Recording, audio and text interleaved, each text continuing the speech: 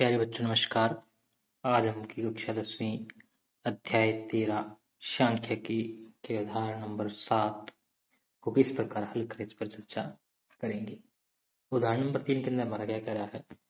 उदाहरण नंबर 10 के अंदर बच्चे हमारा कह रहा है किसी स्कूल की कक्षा 10 की 51 लड़कियों की ऊंचाइयों का एक सर्वेक्षण किया गया और निम्नलिखित आंकड़े प्राप्त किए गए।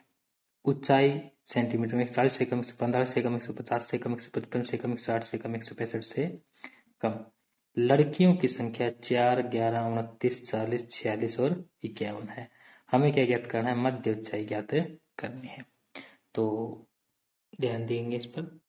हम यहाँ पर देख पा रहे हैं बच्चों की लड़कियों की संख्या 4 थी, फिर 11, फिर 29, फिर 40, 46 का बढ़ती जा रही है, जबकि बारंबारता में कभी भी हमारे आंकड़ों के अंदर इस प्रकार वृद्धि नहीं होती है। और दूसरा यहाँ पर क्या रखा है? से कम। इसका तात्पर्य क्या है? यदि मध्य के सवाल के अंदर इस प्रकार से आंकड़े दे रखे हों, से कम या से अधिक की कहे, तो इसका मतलब क्या है कि से कम कह रहा है तो ये क्या उसकी उच्चतम जाति क्या है? उच्चतम सीमा की बात कर रहा है। और से अधिक कह रहा है तो निम्नतम सीमा की बात कर रहा है। इसके अंदर आंकड़ों का जोड़ देखो, ऊपर से नीचे की तरफ बढ़ता हुआ चल रहा है। ये लड़कियों की संख्या नहीं बच्चों, हमारी क्या है? संचयी बारंबारता है। क्या है? संचयी बारंबारता। इसके लिए हम आइए आप किसी सारणी बना लेते हैं, फिर इसको हल करते हैं। तो इस प्रकार हम इसकी सारणी तैयार करेंगे। वर्ग अंतराल, बारंबारता, संचयी बारंबारता।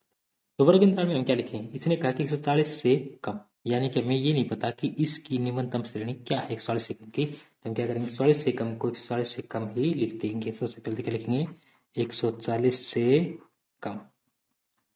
उसके बाद 145 से कम, इसका मतलब क्या होगा? 140 से 145 तक के बच्चे इसके अंदर आएंगे। फिर 145 से 150, 150 से 155, 155 से 160 और 160 से 165 तक हम जाएंगे। ठीक है। अब हमें क्या निकालनी बच्चों में? बारंबारता। अब आप सोच रहे हो कि आपको पता कैसे लगा? देखिए यहाँ पर 51 ही इसने क्या कहा है? लड़कियां हैं ऊपर स्टेटमेंट के अंदर, और 51 यहाँ पर क्या है? नीचे दे रखा है। सबका जोड़ यानी कि बढ़ते हुए आंकड़ों में सबसे लास्ट 51 ही है। इसका मतलब क्या है? ये संचयी बारंबारता है। आपको ऐसे सवालों में ध्यान रखना होगा कि संचयी बारंबारता दे रखी है या फिर बारंबारता। तो हम इस संचयी बारंबारता को कहाँ लिखेंगे? इस कॉलम के अंदर लिखेंगे। संचयी बारंबारता के हमने एक कॉलम बना है जिसको हम बोलते हैं क्या? CF, जिसको इंग्लिश में बोलते हैं कम्युलेटिव फ्रीक्वेंसी। ठीक है। तो यहाँ से क्या लिखेंगे? इसके अंदर हम लिखेंगे 4, फिर 11, फिर 29, फिर 40, फिर 46, फिर 51। ठीक है। इतना लिख देंगे। अब हम बारंबारता बनाएं। बारंबारता क्या करेंगे? सबसे पहले तो जो पहले नंबर को उसको ऐसे कैसे लिखेंगे, उसके बाद क्या करेंगे? इसमें से इसको घटा देंगे। कितना जाएगा? 7। फिर इसमें से इसको 29 में से 7 को नहीं घटाएंगे, 29 में से इसको घटाएंगे 11 को, कितना जाएगा? 18। 40 में से 29 घटाएंगे कितना जाएगा? 11। 46 में से 40 घटाएंगे तो 6। 51 में से 6 जाएगा तो 5। ये देखिए बारंबारता हमारी अलग अलग है। बारंबारता कभी भी जल्दी से एक साथ बढ़ती हुई नजर नहीं आएगी, और ना ही उसका अंत में जो होता है परिणाम वो कुल जो संख्या दे रखी है उसके बराबर होता है। बस इन्हीं सवालों में यही ध्यान रखना है मेन।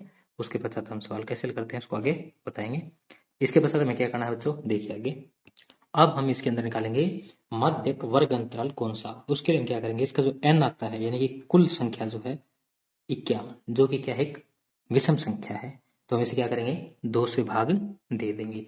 यदि ये क्या होता? सम संख्या होती तो हम इसको क्या करते? n/2 जमा 1 करके फिर इसको देखते। तो हम यहाँ से क्या लिखेंगे कि n 51 है तो क्या लिखेंगे? n/2 बराबर है 51/2। जब हम 51 को 2 से भाग करेंगे तो 25.5 आ जाएगा। इसके बाद क्या लिखेंगे? यह प्रेक्षण। क्या देखेंगे? यह प्रेक्षण कौन से अंतराल में आएगा? लिखेंगे यह प्रेक्षण अंतराल कौन से वर्ग अंतराल में आ रहा है हमारा? अब आप सोच रहे होंगे सर ये तो 25.5 आया, आप कह रहे वर्ग अंतराल तो हमारी बहुत ज्यादा है। 140, 140 से ज्यादा 145, 145, 150, 150, 155 है। तो इसमें कैसे मिलेगा? हमें यह जो मान आया है इनका, इसको किसके अंदर देखना? हमें संचयी बारंबारता के अंदर देखना है। हम क्या करेंगे? संचयी बारंबारता इसके अंदर देखेंगे। 4 है, 11 है, तो इसके अंदर तो आ ही नहीं सकते।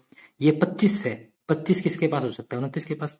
तो यानी कि इससे अधिक चल जाएगा, इससे कम नहीं लेंगे। तो इससे अधिक कौन है? 29। तो 29 का वर्ग अंतराल कौन है? तीसरा 145 150 लिखेंगे। यह प्रेक्षण 145 150 प्रेक्षण अंतराल 145 145 में आता है। क्या लिखेंगे? में आता है। ठीक है बच्चों, इतना लिखेंगे। इसके पश्चात अभी हमें क्या करना है? इसके पश्चात हमें क्या करना है? यहाँ से जो वर्ग अंतराल है इसकी निम्नतम सीमा को लिखेंगे L 145। यहां से अभी हम निकालेंगे, सूत्र होता है हमारा मध्य के लिए L जमा N बटे 2 घटा CF बटे F गुणा H। इसके लिए हमें क्या क्या चाहिएगा सूत्र के अनुसार? इसके लिए हमें चाहिएगा CF यानी कि संचय बारंबारता और बारंबारता। बारंबारता क्या होगी? बारंबारता किसकी बच्चों? माध्यक वर्ग की बारंबारता। तो माध्यक वर्ग की बारंबारता कौन आ रही है? 18, क्योंकि जो वर्ग अंतराल है उसकी बारंबारता देख लेंगे। यहाँ से क्या जाएगा? F आ गया 18। अब हमें देखना है CF यानी कि संचयी बारंबारता, लेकिन किसकी?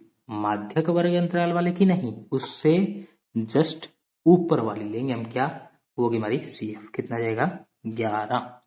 ठीक है, अब इसको सूत्र के अंदर रखेंगे और सवाल को हल करते हुए चलेंगे।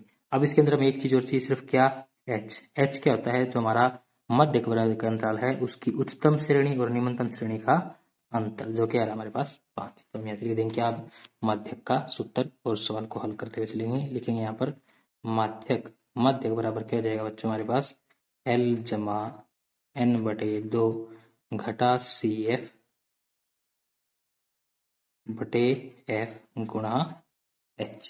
ये है। अब इसके अंदर हम इसके मान रखते हुए चलेंगे आगे और उसको हल करेंगे। तो आइए हम इसके मान रख देते हैं।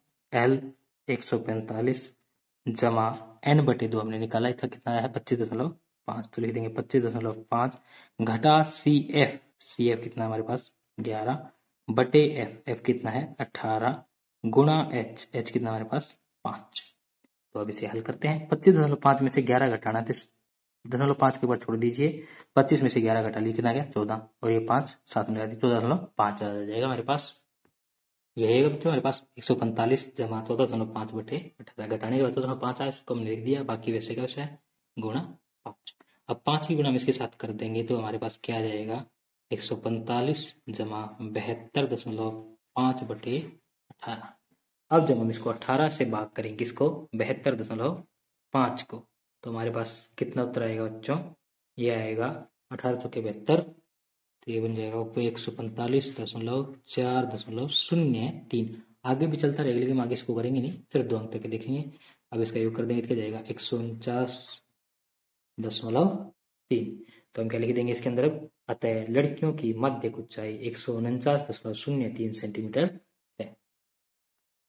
अतः लड़कियों की माध्यक